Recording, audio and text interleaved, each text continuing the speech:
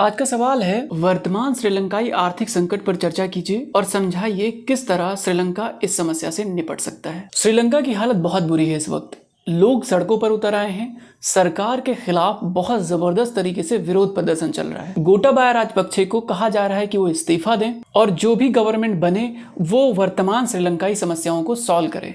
तो आइए समझने की कोशिश करते हैं कि श्रीलंका में क्या कुछ चीजें चल रही हैं। श्रीलंकाई लोगों का जीवन गंभीर आर्थिक उथल पुथल से प्रभावित हो रहा है। भारी कर्ज, खराब नीति, कोविड-19 महामारी और यूक्रेन में जो वॉर हुआ उसके चलते श्रीलंका की हालत बहुत बुरी हो चुकी है। श्रीलंका के यहाँ गंभीर रूप से फॉरेन करेंसी की समस्या खड़ी हो गई है। उनके फॉरेक्स रिजर्व में इतना भी पैसा नहीं बचा कि जो बेसिक जरूरतें हैं वो भी फुलफिल कर सकें। पेट्रोलियम प्रोडक्ट के दाम बहुत ज्यादा महंगे हो गए हैं। दवाइयां उपलब्ध नहीं है, राशन की चीजें उपलब्ध नहीं है जिससे श्रीलंकन लोग अपना जीवन यापन कर सकें। डीजल, मिट्टी के तेल, रसोई गैस, खाद्य पदार्थ और बहुत सारी ऐसी छोटी बड़ी वस्तुएं जिनकी डे टू डे में जरूरत होती है उसको भी खरीदने श्रीलंकन सरकार के पास पैसे नहीं बचे हैं। क्योंकि पेट्रोलियम प्रोडक्ट विदेश से आते हैं। श्रीलंका एक आइलैंड कंट्री है और उसको लगभग चीजें विदेश से मंगवानी पड़ती हैं, इसलिए उनको फॉरेक्स की बहुत जरूरत पड़ती है, विदेशी मुद्रा की बहुत जरूरत पड़ती है। और विदेशी मुद्रा के मामले में श्रीलंका एकदम कंगाल हो गया है और इसके पीछे पूरा रीजन है वहां की गवर्नमेंट।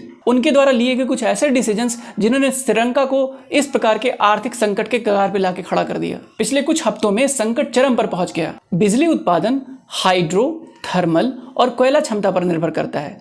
चूंकि ये शुष्क मौसम है, ड्राई मौसम है, जलाशयों में जल स्तर तेजी से घट रहा है, पानी खेती के लिए संरक्षित किया जा रहा है, जिससे डीजल से चलने वाले संयंत्र जितने भी हैं उन पर बहुत ज्यादा डिपेंडेंसी हो गई है। 13 घंटे की वहां पर बिजली की कटौती की जा रही है इस time. Fuel and gas cylinder की दुकानों पर एक लंबी लंबी कतारें लग रही हैं इस टाइम श्रीलंका में। गुस्सा आम लोगों के बीच में बहुत बढ़ रहा है। लोग आपस में लड़ रहे हैं क्योंकि किसी को ज्यादा मिल रहा है, किसी को कम मिल रहा है, किसी को बिल्कुल नहीं मिल रहा है। लोग छोटी छोटी बातों पर लड़ाई कर लेते हैं। इस एग्जाम्पल से आप समझ पाएंगे कि समस्या किस हद तक बढ़ गई है।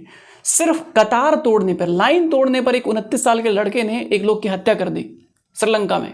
जो लोग बुजुर्ग हैं वो कतार में लग नहीं सकते, अगर कतार में नहीं लगे तो भूखे बिना मर रहे हैं। वहां की गोटाबाया राजपक्षे गवर्नमेंट ने जगह जगह पर सैनिकों की तैनाती कर दी है। कर्मचारियों के पास काम पर जाने के लिए ईंधन नहीं है और घर से काम करने के लिए इलेक्ट्रिसिटी नहीं है।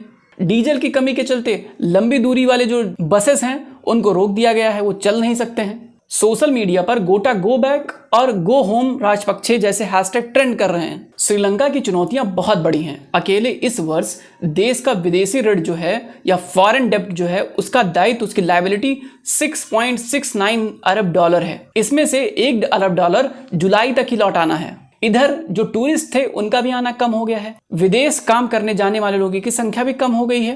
इसका रीजन है कोविड-19 महामारी। जो लोग विदेश में थे वो घर वापस आ रहे हैं और टूरिज्म के लिए कोई श्रीलंका में जा नहीं रहा है क्योंकि कोविड-19 रिस्ट्रिक्शन के चलते श्रीलंकन इकोनॉमी बहुत जबरदस्त तरीके से नीचे चली गई।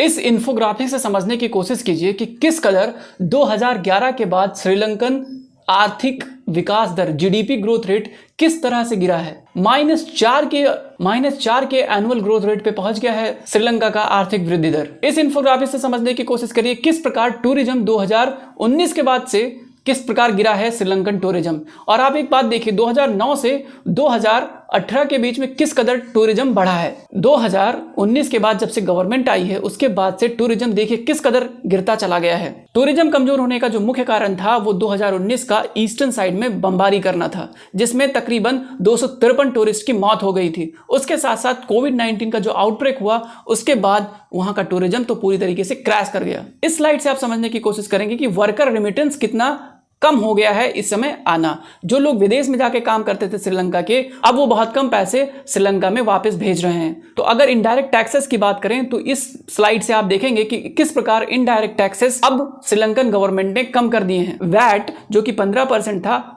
उसको घटाकर 8% कर दिया, जिससे इनडायरेक्ट टैक्स रेवेन्यू में भारी कमी आ गई। इस इन्फोग्राफिक से आप समझ सकते हैं कि किस प्रकार श्रीलंका का जो फॉरेन डेब्ट है, विदेशी ऋण है, वो लगातार बढ़ता चला जा रहा है। इसको रोकने का कोई तरीका श्रीलंकन गवर्नमेंट ने अभी तक नहीं सोचा है। जिस फॉरेन रिजर्व की मैं बात कर रहा था, विदेशी मुद्रा भंडार की बात कर रहा था, इस स्लाइड से आप समझ सकते हैं कि किस प्रकार फॉरेन एक्सचेंज रिजर्व जो है इनका किस तरह खाली हो रहा है, कंगाल हो चुके हैं श्रीलंकन गवर्नमेंट। और हद तो तब मची जब श्रीलंका ने कुछ चीजों पर बैन लगा दिया, जैसे कि उन्होंने कहा कि हम अपने देश को ऑर्गेनिक खेती वाला देश बनाएंगे, ऑर्गेनिक खेती बनवा देंगे, यहाँ पे लोग ऑर्गेनिक खेती करेंगे। इसके चलते उन्होंने केमिकल फर्टिलाइजर को अपने यहाँ इंपोर्ट कराना बंद कर दिया, जिसके चलते अब फसलों का उत्पादन बहुत कम हो गया श्रीलंका में। ये श्रीलंकन गवर्नमेंट का वर्स्ट डिसीजन था, जिसने श्रीलंकन गवर्नमेंट की भट्ठा बैठा दी। श्रीलंका गवर्नमेंट को अब छोटी छोटी चीजें जैसे कि rice, milk, kerosene, cooking gas, electricity, medicine, paper, ink, इन सब के लिए विदेश पर निर्भर रहना पड़ रहा है, जिसके लिए उनको डॉलर की जरूरत है और उनका फॉरेन रिजर्व एकदम खाली है। इन्फ्लेशन रेट के लिए ये स्लाइड देखिए। इस इन्फोग्राफिक्स में आप समझ पाएंगे कि किस प्रकार इन्फ्लेशन रेट 15% बढ़ गया है। तकरीबन 15% श्रीलंका में इन्फ्लेशन बढ़ चुका है। डबल डिजिट अगर इन्फ्लेशन क्रॉस कर जाए तो लोगों की हालत खराब हो जाती है सामान खरीदने में। इसीलिए लोग सड़क पर उतर आए हैं, क्योंकि उनके डे टू डे की लाइफ की जो चीजें हैं वो भी फुलफिल नहीं हो पा रही हैं। फूड इन्फ्लेशन के लिए ये इन्फोग्राफिक्स देखिए कि फूड इन्फ्लेशन, सब इन्फ्लेशन तो अलग छोड़ दीजिए, खाने की अगर व्यवस्था नहीं होगा तो लोग जाहिर सी बात है सड़कों पर उतरेंगे। और फूड इन्फ्लेशन के लिए ये इन्फोग्राफिक्स देखिए आपको समझ में आ जाएगा कि किस प्रकार वहां पर फूड जो है वहां पर अवेलेबल नहीं है, फूड में कितनी महंगाई बढ़ चुकी है। आपको समझ में आएगा कि किस प्रकार 26% के आसपास फूड इन्फ्लेशन बढ़ गया है श्रीलंका में। कुछ दिन पहले इंटरनेशनल मॉनेटरी फंड ने श्रीलंकन गवर्नमेंट से कहा था कि आप डिवैल्यूएट कीजिए अपनी करेंसी को और टैक्सेस को बढ़ाइए। श्रीलंकन गवर्नमेंट ने अपना यह काम किया और करेंसी को तकरीबन 15% डिप्रिसिएट कर दिया।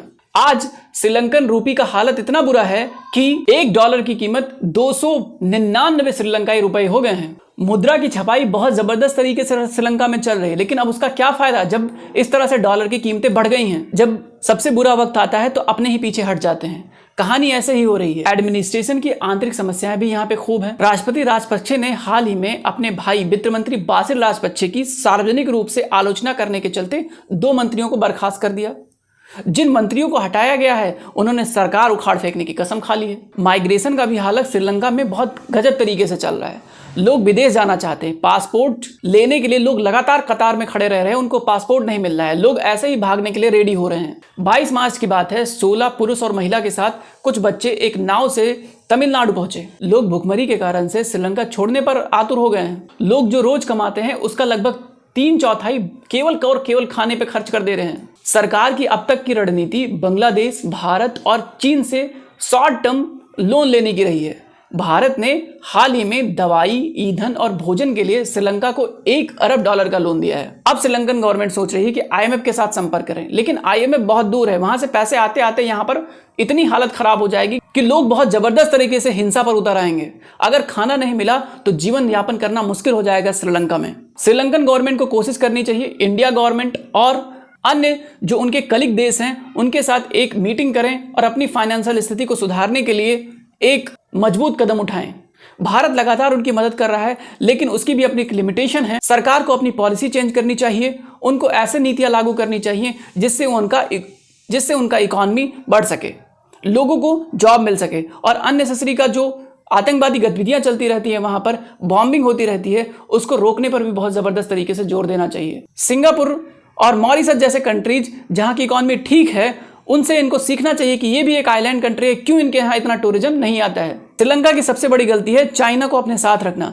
चाइना को लीज पर देते रहते हैं और चाइना वाले उनको अच्छा खासा अमाउंट पे नहीं करते हैं। अगर वो खुद से अपनी चीजें डेवलप करते तो शायद आज उनकी इकोनॉमी की इतनी बुरी हाल नहीं होती।